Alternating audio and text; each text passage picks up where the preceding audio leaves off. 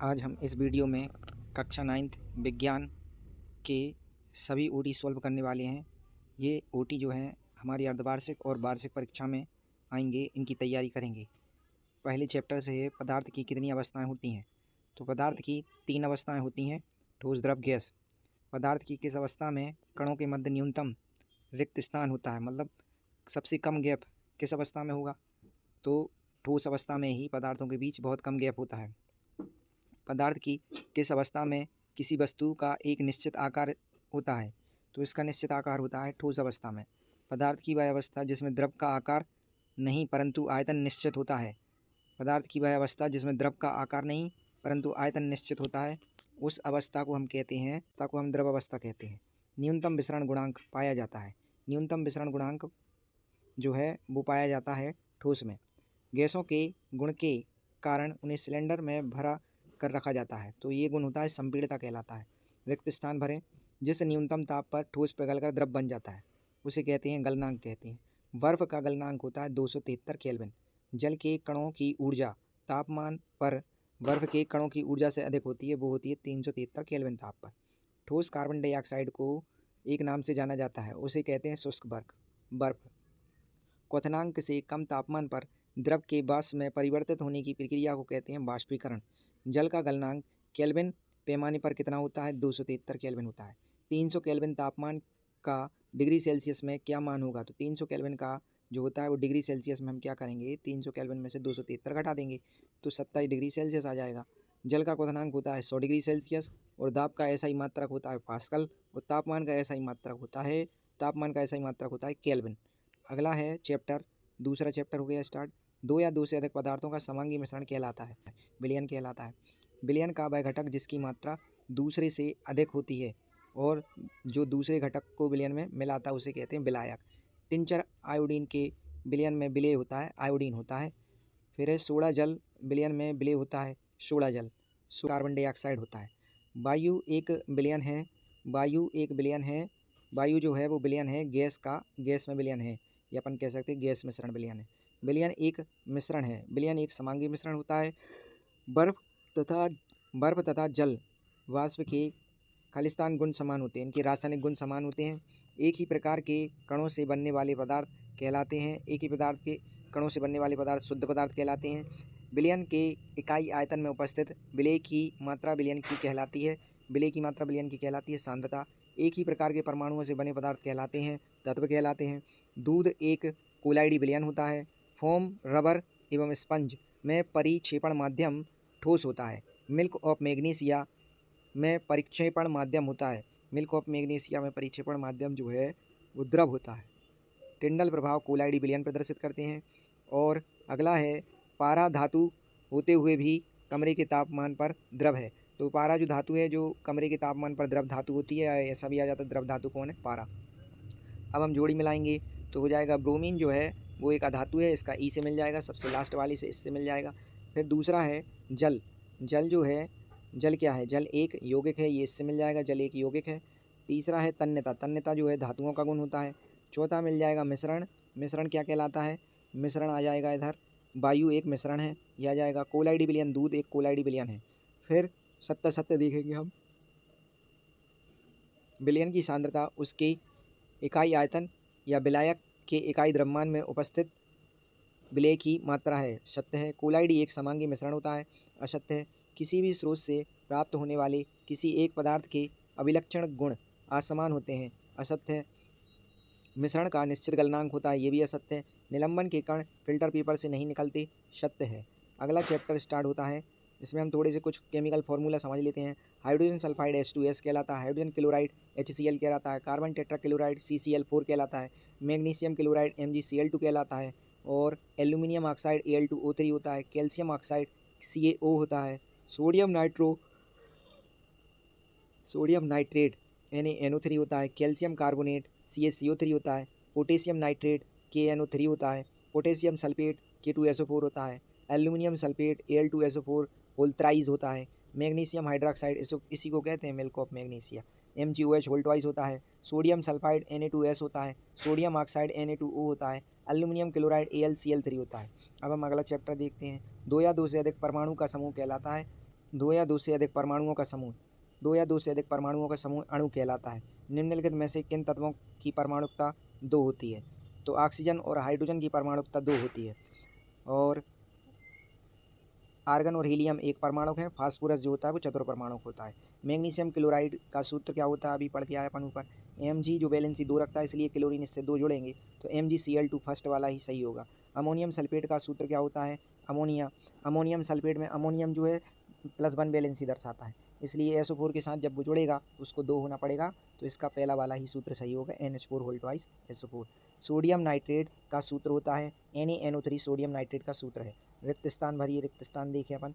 एक रासायनिक अभिक्रिया में अभिकारकों और उत्पादों के द्रव्यमान का योग अपरिवर्तित रहता है, यह नियम कहलाता है द्रव्यमान संरक्षण का नियम। इसे ही द्रव अविनाशिता का नियम कहते हैं। निश्चित आवेश युक्त परमाणुओं का समूह कहलाता है। निश्चित आवेश युक्त परमाणुओं का समूह कहलाता है बहुपरमाणुक आयन कहलाता है। तो कैल्शियम सल्फेट का सूत्र इकाई द्रव्यमान है 136 ग्राम होता है इसका, जो अणु माने द्रव्यमान की बात करें अपन इसकी। सोडियम कार्बोनेट का सूत्र होता है Na2CO3 और अमोनियम सल्फेट का सूत्र हो जाएगा NH4 होल ट्वाइस SO4। सत्य सत्य देखें। तत्व का सूक्ष्मतम कण परमाणु होता है, सत्य है। द्रव्यमान संरक्षण कहलाता है कि अभिकारक अभिक्रिया में द्रव्यमान को ना तो उत्पन्न कर सकते हैं ना ही नष्ट कर सकते हैं, बिल्कुल सत्य है। पोटेशियम का प्रतीक के होता है, सत्य है। कैल्शियम का परमाणु द्रव्यमान 40 होता है, सत्य है। एल्यूमिनियम 2 ही परमाणु होता है, ये असत्य है। अगला प्रश्न है, एक वाक्य में उत्तर लिखिए। संयोजकता किसे कहते हैं? तो किसी तत्व की संयोजन क्षमता ही उस तत्व की संयोजकता कहलाती है। आयन किसे कहते हैं? आवेश युक्त कणों को आयन कहते हैं। परमाणुओं का यह पुंज जो आयन की तरह व्यवहार करता है उसे क्या कहते हैं? उसे कहते हैं बहुपरमाणुक आयन। किसी यौगिक के सभी संघटक परमाणुओं के द्रव्यमान का योग कहलाता है, आणविक द्रव्यमान कहलाता है। कैल्शियम हाइड्रोक्साइड का रासायनिक सूत्र क्या हो जाएगा? CaOH whole twice. सल्फ्यूरिक अम्ल का रासायनिक सूत्र क्या है? H2SO4 है। सोडियम क्लोराइड का अणुसूत्र क्या होता है? NaCl होता है सोडियम क्लोराइड का अणुसूत्र। अगला पाठ हो जाएगा, कोशिका की खोज किसने की थी? तो रॉबर्ट हुक ने कोशिका की खोज की थी। कोशिका में आत्महत्या थैली कहलाती है, लाइसोसोम को आत्महत्या की थैली कहते हैं। सूक्ष्म जीवों को देखने के लिए सूक्ष्मदर्शी का उपयोग किया जाता है। कोशिका झिल्ली बनी होती है। कोशिका झिल्ली लिपिड प्रोटीन की बनी होती है। यदि किसी कोशिका में अति परासारी विलयन में रखते हैं तो वह कोशिका अति परासारी विलयन में सिकुड़ जाती है। जैसे अंगूर है, अंगूर को जब हम रखते हैं तो अंगूर जो है वो सिकुड़ कर किशमिश की तरह दिखने लगता है। मानव शरीर में पाई जाने वाली कोशिकाएं होती हैं यूकैरियोटिक कोशिका मानव शरीर में पाई जाती हैं। पादपों की कोशिका भित्ति बनी होती है, सेल्यूलोज की बनी होती है। एक कोशिका से 2 या 2 से अधिक कोशिकाओं का बनना कहलाता है, कोशिका विभाजन कहलाता है। रिक्तिका पाई जाती है, पादप कोशिकाओं में रिक्तिका पाई जाती है। जंतुओं के शरीर में संरचनात्मक व क्रियात्मक इकाई कोशिका होती है। जीवन की मूलभूत इकाई कौन है? कोशिका ही है। कोशिका की खोज किसने की? कोशिका की खोज रॉबर्ट हुक ने की थी। पादप कोशिका की कोशिका भित्ति बनी होती है, सेल्यूलोज की बनी होती है। कोशिका में होने वाली जैविक क्रियाओं का नियंत्रण किसके द्वारा होता है? तो कोशिकाओं में जैविक क्रियाओं का नियंत्रण केंद्रक ही करता है। कोशिका का पावर हाउस किसे कहते हैं? माइटोकॉन्ड्रिया को कोशिका का शक्ति ग्रह, पावर हाउस, बिजली ग्रह आदि नामों से जानते हैं। मानव शरीर की सबसे बड़ी कोशिका तंत्रिका कोशिका होती है। गुणसूत्र मुख्यतः बने होते हैं DNA और प्रोटीन के बने होते हैं। नारियल का रेशा किस ऊतक का बना होता है? तो ये बना होता है स्क्लेरेन्काइमा का। कोशिका अंग जिससे आत्महत्या की थैली कहते हैं उसको कहते हैं लाइसोसोम। जीवों की हृदय किस ऊतक का बना होता है? ये बना होता है पेशीय ऊतक का। तो जाइलम जो होता है वो जल का वाहन करता है, ऐसे याद कर लेते, जाइलम जल, फिलोयम फल, फल माने फूड। तो जाइलम जल का वाहन करता है। फिलोयम जो है भोज्य पदार्थों का परिवहन करेगा, ये भोज्य पदार्थ वाला आ जाएगा। माइटोकॉन्ड्रिया भी पढ़ के आए, शक्ति ग्रह कहलाता है, बिजली ग्रह, ऊर्जा ग्रह आदि नामों से जानते हैं। फिर है राइबोसोम प्रोटीन फैक्ट्री के नाम से जानते हैं, ये प्रोटीन का निर्माण करता है। लाइसोसोम आत्महत्या की थैली कहलाता है। गोल्जी कायका कहलाता है, गोल्जी कायका, तो गोल्जी कायका हो जाएगा कोशिका के अंदर संगठन का काम करता है ये गोल्जी काय। तो अपना क्लोरोप्लास्ट चला जाएगा अपना प्रकाश संश्लेषण में। तो गोल फिर आ जाओ, सही विकल्प चुनिए। तो जिम्नोस्पर्म में पाया जाने वाला जल का संवहन ऊतक है, वाहिकाएं कहलाती हैं, ये वाहिकाएं होती हैं। पेरेन्काइमा कोशिका होती है पतली भित्ति वाली दीवार की। ऐच्छिक पेशियाँ पाई जाती हैं, ऐच्छिक पेशियाँ हमारे पैरों में पाई जाती है और भी कई अंगों में पाई जाती है, लेकिन जो इन उदाहरण दें इनमें से केवल पैरों में पाई जाती हैं। मनुष्य के शरीर में वसा का संचय होता है तो एडिपोज ऊतक में होता है। फिर ऊतक में मृत कोशिकाएं पाई जाती हैं, स्क्लेरेन्काइमा में मृत कोशिकाएं पाई जाती हैं। अगला है, रक्त एक तरल संयोजी ऊतक है। जाइलम फाइबर का कार्य करता है, सहारा देने का काम करता है। दो हड्डियाँ, अस्थि माने हड्डी कहलाती हैं, दो अस्थियाँ आपस में जुड़ी होती हैं, ये जुड़ी होती हैं लिगामेंट से, जिसे स्नायु कहते हैं। प्रभाजी ऊतक पाए जाते हैं, प्रभाजी ऊतक पौधों में पाए जाते हैं। उपास्थि नहीं पाई जाती, तो उपास्थि जो है हमारी किडनी में नहीं पाई जाती, बाकी इन सब में उपास्थि पाई जाती है। अस्थि की मैट्रिक्स में पाया जाता है, कैल्शियम और फास्फोरस पाया जाता है। तंत्रिका ऊतक का अभाव होता है, टेंडन में तंत्रिका ऊतक नहीं पाए जाते। नारियल का रेशयुक्त छिलका बना होता है, स्क्लेरेंकाइमा का बना होता है नारियल का। रक्त का अधात्री भाग कहलाता है प्लाज्मा। पत्तियों की एपिडर्मिस में पाई जाने वाली छिद्रों को कहते हैं स्टोमेटा कहते हैं। सत्य असत छांटना अपनी फिर हो जाएगा अपना इधर। प्रवासी उपास्थि मनुष्य की नाक तथा स्वरयंत्र में पाई जाती है, सत्य है। कार्क यथा पार्श्व विभाज्य ऊतक का उदाहरण है, सत्य है। मोटी भित्ति वाली लिग्निन युक्त कोशिकाएं पौधों को यांत्रिक शक्ति प्रदान करती हैं, ये असत्य है, ये सत्य है। मोटी भित्ति वाली सत्य है। हृदय पेशी कंकाल से जुड़ी होती है, हृदय पेशी कंकाल से जुड़ी होती है, ये असत्य है।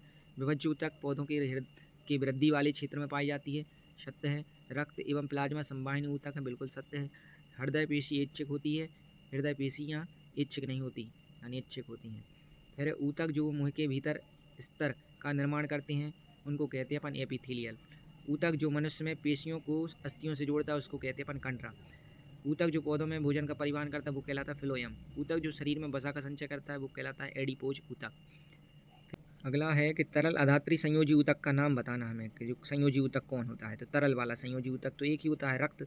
तो मस्तिष्क में स्थित ऊतक का नाम बताना है, तो मस्तिष्क में स्थित ऊतक तंत्रिका ऊतक कहलाएगा।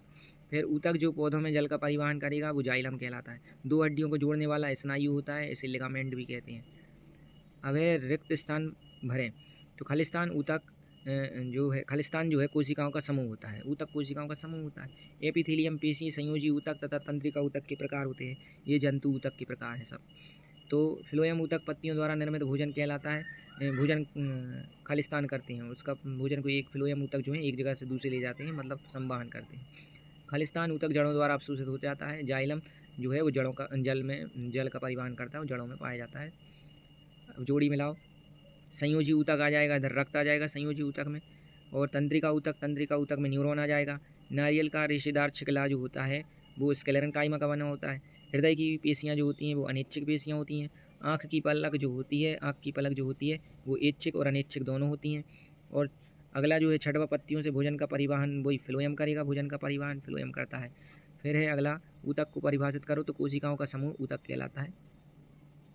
अगला है अपना,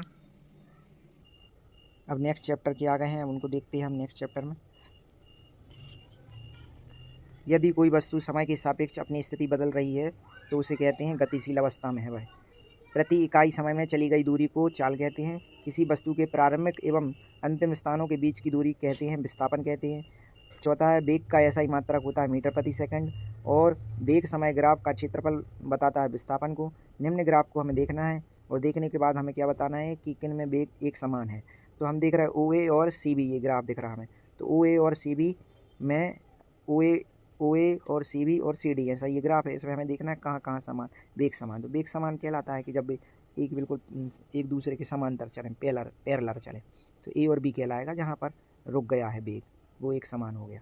वस्तु द्वारा अपनी गति अवस्था में परिवर्तन के विरोध को कहते हैं जड़त्व कहते हैं, ये जड़त्व का नियम है। बल का ऐसा ही मात्रक न्यूटन कहलाता है। अगला हो जाएगा अपना, ये असामान्य द्रव्यमान की दो वस्तुएं एक समान वेग से अगर गतिशील कर रही हैं तो वे हल्की वस्तु उनका गुणनफल किसका वेग, असमान द्रव्यमान की दो वस्तुएं एक ही समवेग से गतिशील हैं, किसका वेग अधिक होगा, तो जो हल्की वस्तु है उसका वेग अधिक होगा। क्रिया एक प्रतिक्रिया बल कार्य करती हैं, अलग अलग वस्तुओं पर विपरीत दिशा में करती हैं। m द्रव्यमान की कोई वस्तु है जिसका वेग भी है, इसका संवेग होगा m इंटू वेग, द्रव्यमान इंटू वेग ही संवेग कहलाता है। तो दोनों का m भी आ जाएगा। किसी वस्तु के जड़त्व का माप कहलाता है द्रव्यमान कहलाता है किसी वस्तु के जड़त्व का माप। अगला प्रश्न है, भार का ऐसा ही मात्रक किलोग्राम है। दो वस्तुओं के बीच लगने वाले गुरुत्वाकर्षण जो बल है, बल का क्या होगा यदि इनके बीच की दूरी दोगुनी कर दी जाए। ये बहुत आता है पेपर में, ये 1/4 रह जाएगा। सार्वत्रिक गुरुत्वीय नियतांक बड़ा जी का ऐसा ही मात्रक होता है न्यूटन मीटर स्क्वायर किलोग्राम प्रति स्क्वायर। किसी वस्तु का द्रव्यमान पृथ्वी पर 12 किलोग्राम, किसी वस्तु का द्रव्यमान पृथ्वी पर 12 किलोग्राम है तो चंद्रमा पर इसका द्रव्यमान क्या होगा। तो द्रव्यमान नहीं बदलता है, केवल बदलता है वजन बदलता है अपना। तो इसका द्रव्यमान 12 किलोग्राम है तो चंद्रमा पर भी इसका द्रव्यमान 12 किलोग्राम ही होगा, लेकिन भार बदल जाता है। किसी वस्तु का भार पृथ्वी पर 30 न्यूटन है तो चंद्रमा पर इसका भार क्या होगा। तो 1/6 हम कर देते हैं, उसका भाग दे देते हैं, मतलब 6 का, तो 5 आ जाएगा। तो 6 पंचे 30, 5 न्यूटन हो जाएगा। निम्नलिखित में किसका स्थान पर गुरुत्वीय बल का मान अधिक होगा। तो पृथ्वी की सतह पर ध्रुवों पर अधिक होता है। फिर अगला है गुरुत्वाकर्षण बल एक क्षीण बल होता है। गुरुत्वाकर्षण का नियम किस वैज्ञानिक ने दिया था? तो न्यूटन ने दिया था। निम्न में से कौन सा गुरुत्वाकर्षण बल उपरोक्त सभी हो जाएगा? गुरुत्वीय त्वरण जी के लिए सही संबंध है कैपिटल G m/r²। ये संबंध सही होता है। अगला प्रश्न है कार का एसआई मात्रक होता है जूल, शक्ति का एसआई मात्रक होता है वाट, कार्य करने की दर को कहते हैं शक्ति। अगला प्रश्न है द्रव्यमान की वस्तु भी वेग से गतिशील है तो इसकी गतिज ऊर्जा हो जाएगी। तो गतिज ऊर्जा का सूत्र लिखना है 1/2 mv²।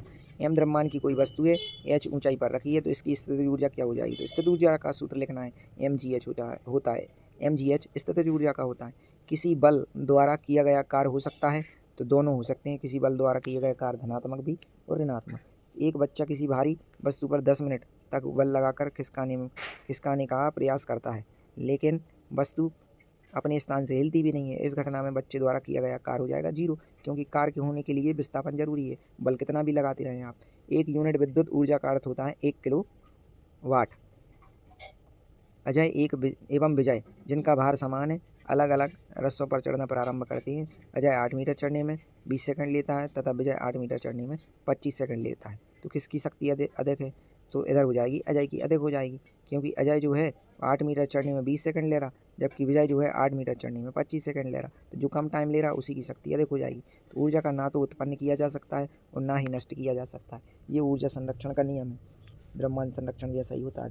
ध्वनि की प्रबलता जो है वो आयाम पर निर्भर करती है, तीसरा हो जाएगा।